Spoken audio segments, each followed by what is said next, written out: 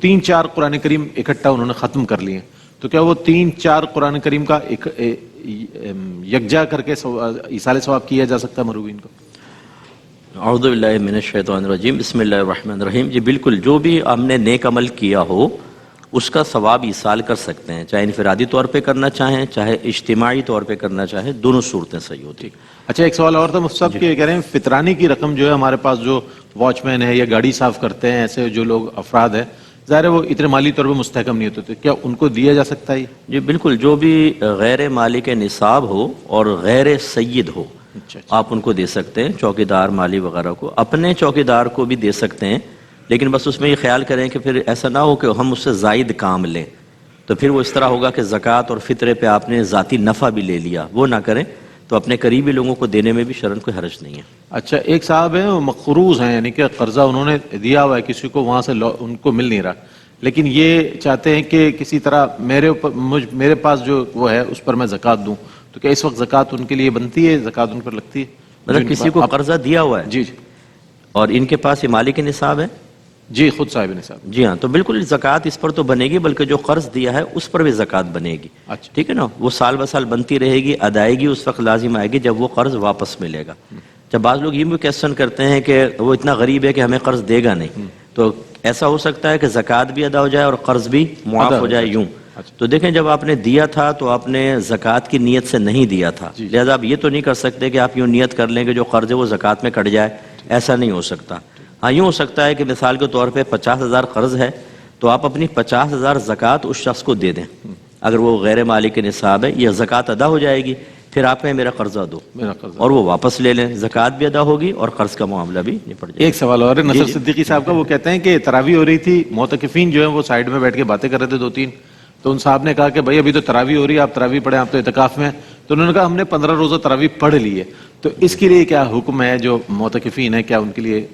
جی بس یہ غلط فہمی دیکھیں اس طرح پیدا ہوتی ہے کہ لوگ یہ سمجھتے ہیں کہ پورا قرآن اگر سن لیا تو پھر تراویح پڑھنا ضروری نہیں ہے، حالانکہ ایسا نہیں ہے۔ تراویح رمضان کی تمام راتوں میں 20 رکعت ہر عاقل بالغ مسلمان مرد و عورت کے لیے سنت موقدہ علی العین ہے، یعنی سب کو پڑھنی ہوگی، تو لہٰذا اگر آپ نے 15 روز میں قرآن سن بھی لیا تو باقی دنوں میں تراویح پڑھنے کا مطالبہ ساقط نہیں ہوگا، لہذا جس کا یہ خیال ہے وہ غلط ہے، وہ توبہ کرے اور جماعت میں شامل ہو۔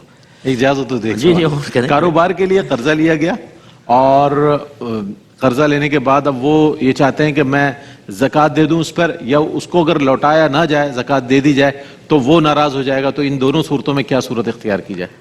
مطلب دیکھیں، جو جس شخص نے قرض دیا ہے اس پہ تو زکوٰۃ بنی رہی ہے، اس میں اختلاف ہے کہ جس نے قرض لیا ہے اس پہ زکوٰۃ بنے گی کہ نہیں بنے گی، تو ہم یہی کہتے ہیں کہ اس پر بھی بنے گی اس صورت میں کہ جب یہ پیسہ لے لیتا ہے جیسے اور اس سے مال خرید لیتا ہے، اب سال گزرتا ہے تو جتنے اس پہ زکوٰۃ بن رہی ہے دیکھے کہ جو اس نے قرضہ لیا تھا اگر وہ فوری طور پہ واپس کرنا ہے تو اس میں سے مائنس کرے گا ٹوٹل میں سے، اور اگر فوری طور پہ نہیں واپس کرنا، ایک میعاد ہے 2 سال 3 سال 4 سال، تو پھر بالکل اس کو بھی زکوٰۃ ادا کرنی ہوگی، کیونکہ جب ہم قرض لیتے ہیں تو اس مال کے مالک ہو جاتے ہیں اور باقاعدہ نفع بھی حاصل کر رہے ہیں، تو زکوٰۃ اس پر بنے گی۔ ٹھیک ہے، بس آپ جوابات پائیں۔ جی، یہ پوچھا تھا کہ دوسروں سے پیسہ لے کر ہم ڈبے میں جیسے جمع کر لیں اور پھر اس کو صدقہ کریں، جیسے لوگ بھی دیتے ہیں کہ بھائی آپ کر دیجئے گا، تو کیا یہ بھی والدہ کے لیے ثواب جاریہ بنے گا کہ نہیں بنے گا؟ دیکھیں، ثواب جاریہ تو اسی کے لیے بنتا ہے کہ جس کا مال ہوتا ہے، لیکن اچھے قصد و ارادے سے بھی اللہ تبارک و تعالی فاعل کی طرح ہی ثواب عطا فرماتا ہے۔ تو اس سرکار نے ارشاد فرمایا کہ مومن کی نیت اس کے عمل سے بہتر ہے، اور ایک روایت میں کہ جو جس کام اچھے کام کی نیت کر لے تو اللہ تعالیٰ عمل سے پہلے اس کا ثواب عطا فرما دیتا ہے۔ تو اگر یہ قصد و ارادہ ہے کہ کاش میرے پاس مال ہوتا، ہمارے لیے بھی ثواب جاریہ ہوتا، تو یہ ان کے مال سے بھی حصہ ان کو ملے گا، اور انشاءاللہ یہ ثواب جاریہ کا سبب بنے ہیں تو ان کو بھی ثواب حاصل ہوگا۔ جی، بہن نے فرمایا تھا کہ یہ شاید مطلقہ ہیں غالباً، یا بیوہ ہو گئی ہیں، تو ان کا بیٹا ہے اور ماں باپ کو بھی یا والدہ کو سنبھالتی ہیں، تو کہتے ہیں اگر میں دوسری شادی کروں تو بیٹے کا بھی مسئلہ ہوگا اور ماں باپ کا مسئلہ ہوگا، تو غالباً یہ پوچھ رہی ہیں کیا حکم شرع ہوگا؟ جی ایسا ہی ہے۔ دیکھیں، اگر تو سب سے افضل اور آئیڈیل سچویشن یہ ہے کہ کوئی ایسا اگر رشتہ مل جاتا ہے کہ وہ اس پر راضی رہتا ہے کہ آپ والدہ کو بھی ساتھ رکھ لیں، بچے کو بھی ساتھ رکھیں، تو سب سے بیسٹ سچویشن یہی ہے۔ دوسری صورت یہ ہے اگر ایسا کوئی رشتہ نہیں ملتا تو پھر اپنے تقاضائے نفسانی کو انسان دیکھتا ہے کہ اگر وہ فرض کر لیں کہ قربانی دیتی ہیں، لیکن یہ تو ایک فطری تقاضا اللہ نے رکھا ہے، تو خدا نہ خواستہ اگر وہ گناہ کی طرف، کسی ناجائز کی طرف لے جا رہا ہے تو پھر تو متبادل کوئی نہ کوئی صورت اختیار کر کے نکاح کرنا فرض ہوگا. اچھا اچھا. اور اگر ایسا تقاضا نفسانی نہیں ہے اور رشتہ نہیں مل رہا تو ویٹ کر سکتی ہیں. یہ قربانی انشاءاللہ بہت باعث ثواب ہوگی، لیکن کوشش یہ ذہن یہ بنائیں کہ نکاح کرنا ہی افضل اور اولیٰ ہوتا ہے. اپنا بچہ آج چھوٹا ہے کل بڑا ہو جائے گا. آج والدین اللہ ان کو درازی عمر بالخیر عطا فرمائے، لیکن کل وہ اگر فوت ہو جاتے ہیں اس وقت انسان بہت بے سہارا اپنے آپ کو محسوس کرتا ہے. اس لیے صرف موجودہ صورتحال کو نہیں بلکہ فیوچر کو بھی اپنے پیش نظر رکھا جائے. اور انہوں نے فرمایا کہ کسی کے اگر زوجہ کے پاس مال ہے لیکن خاوند غریب ہے تو اس کو زکوٰۃ دے سکتے ہیں کہ نہیں؟ جی، تو یہ بیوی کے مال اور شوہر کے مال میں آپس میں کوئی تعلق نہیں ہوتا. مالی عبادت کی فرضیت کے سلسلے میں اگر زوجہ کے پاس مال ہے اور شوہر غریب ہے تو غریب کو زکوٰۃ بالکل دے سکتے ہیں، چاہے بیوی کے پاس کتنا ہی مال کیوں نہ ہو. اور یہ کہتے ہیں کہ کسی لڑکے نے کہا کہ صرف فرض پڑھنے چاہیے، سنن نوافل کا کوئی حکم نہیں ہے. تو یہ ہم نے کب کہا کہ حکم ہے؟ حکم تو فرائض کا ہوتا ہے یا واجبات کا ہوتا ہے. لیکن چونکہ نبی کریم صلی اللہ علیہ وسلم نے کوئی عمل اگر لگاتار کیا اور اس کے تر پہ اظہار ناراضگی فرمایا تو یہ کہنے کی ضرورت نہیں ہوتی کہ اس کو پڑھو، بلکہ اظہار ناراضگی خود حکم کی طرف اشارہ کر دیتا ہے. تو اس لیے پھر فقہائے کرام نے نبی کریم اور صحابہ کرام کے عبادات کے معاملات کو دیکھا. جس عمل کو سرکار نے لگاتار کیا اور وہ فرض و واجب کے علاوہ تھا لیکن کبھی کبھار چھوڑا اور ترک پر ناراضگی کا اظہار بھی کیا، اس کو سنت موقدہ کہہ دیا. اور جس کو سرکار نے کبھی کیا کبھی چھوڑا اور ترک پہ کوئی ناراضگی بھی نہیں ہے، اس کو سنت غیر موقدہ ورنہ نوافل ہو گئے. تو اس طریقے سے جب اکابرین نے کوئی چیز لکھی ہے اور بہت سوچ سمجھ کے لکھی ہے اور وہ مزاج شریعت اور مزاج رسول وہ ہم سے بہتر سمجھتے ہیں تو پھر اکابرین کو فالو کرنا چاہیے. عبادات سے راہ فرار اختیار کرنے کا بہانہ اختیار کرنے والوں کے پیچھے فالو نہ کریں کہ ٹھیک ہے کس نے کہا یہ فرض و واجب ہے، لیکن نبی کریم کا لگاتار عمل کیا اتنا معمولی ہو گیا کہ اس کو بالکل نظر انداز کر دیا جائے، جبکہ لقد کان لکم فی رسول اللہ اسوۃ حسنہ کا قول موجود ہے جو ہر طریقے کی پیروی کو شامل ہے.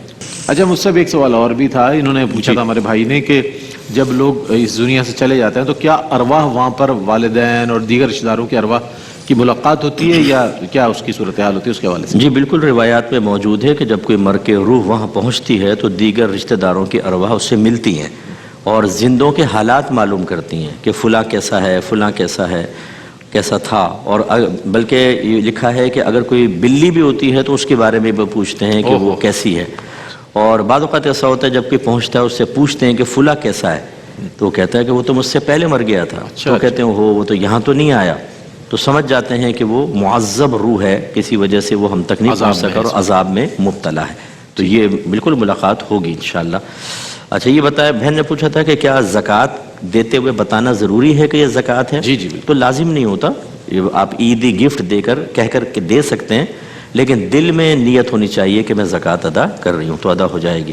اور کسی نے یہ پوچھا کہ زمین پہ قبضہ کر کے اگر اس پہ نماز پڑھیں تو نماز اور اعتکاف کیسا ہے؟ دیکھیں یہ قبضہ دو طرح کا ہوتا ہے. ایک ہوتا ہے کسی کی پرسنل اور پرائیویٹ پراپرٹی پہ قبضہ کر لینا، ٹھیک ہے، یہ تو غصب کہلاتا ہے. اس کے اندر نماز پڑھنا گناہ ہے، اعتکاف کرنا بھی گناہ ہے، اس طرح قبضہ کرنا بھی گناہ ہے، ٹھیک ہے نا. لیکن فرضیت ادا ہو جائے گی نماز کی، لیکن بہرحال پڑھنا گناہ ہے اور توبہ کرنی چاہیے اور بہتر ہے کہ اس مسجد میں نماز ہی نہ پڑھیں تاکہ وہ اصل مالک کو لوٹائی جائے. اور ایک ہوتی ہے گورنمنٹ کی زمین ہوتی ہے، گورنمنٹ بعض اوقات نہیں دے رہی ہوتی ہے سوسائٹی وغیرہ کو، اس پر اگر وہ قبضہ کرے گا تو یہ غصب نہیں کہلاتا حقیقتاً. میں اس کی ترغیب نہیں دے رہا ہوں، لیکن اس پر نماز کا حکم بدل جائے گا، اس پہ نماز بھی ہو جائے گی اور اعتکاف بھی ہو جائے گا. ٹھیک ہے نا. یہ گورنمنٹ کی ذمہ داری ہونی چاہیے کہ جہاں پر مساجد نہیں ہیں وہاں پر مسجدیں قائم کر کے دے تاکہ وہی ہماری نماز کا، عبادات کا مرکز ہوتا ہے، تعلیم کا مرکز ہوتا ہے. تو اس لیے اگر کہیں دور دور تک نہیں تھی، کسی نے ایسا گورنمنٹ زمین پہ کر لی تو یہ حقیقتاً وہ غصب نہیں کہلاتی، جس کی ممانعت آئی ہے تو نماز وغیرہ اس پر ہو جائے گی.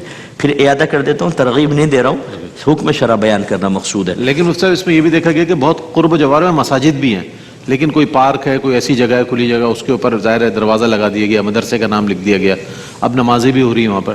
تو ایسی صورتحال میں جہاں ضرورت بھی نہیں ہے، ظاہر ہے بہت زیادہ کلومیٹر کے فاصلے پر مساجد بھی قریب ہیں، تو اس کے لیے کیا حکم شرع ہے؟ یہ شرعاً جائز نہیں. جو رفع عامہ کے لیے چیزیں بنائی گئی ہوں ان پہ قبضہ کر کے گویا کہ آپ تمام کو اس سے محروم کر رہے ہیں تو یہ شرعاً جائز نہیں. جبکہ مسجد بھی قریب موجود ہے تو پھر یہ بالکل جائز نہیں ہوگا.